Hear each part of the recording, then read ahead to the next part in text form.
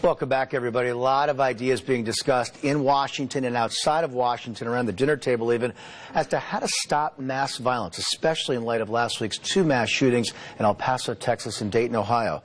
Dr. J. Craig Allen, Medical Director for Rushford, part of Hartford Healthcare's Behavioral Health Network, joins us now.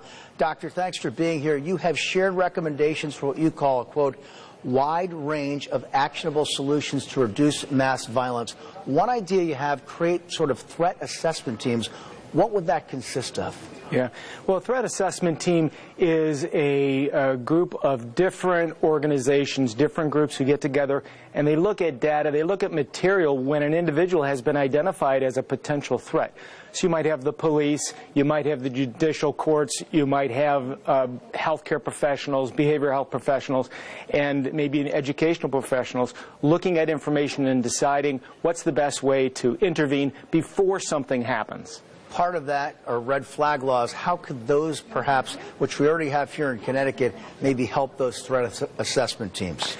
Once someone is, let's say there's a family that is concerned about one of their family members or a loved one, and they have access to lethal means, they have access to guns, they can go to the police and the police can investigate, and after the investigation they can go to the courts and get an order which takes those guns away for a limited period of time until further interventions can be put in place so that someone is not killed. And this can work also for potentially suicidal people, because suicide greatly increases the rates.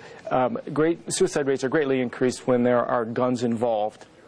Based on your findings and research and what you've studied, what else do you advocate to stop mass violence, Doctor?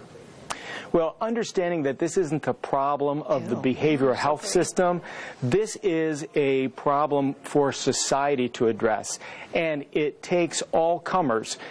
If you see something, you say something. Have access available for mental health treatment. Have access available for things like mental health first aid. That's a training of lay people on how to identify substance use or behavioral health problems and support someone and help someone to get into treatment.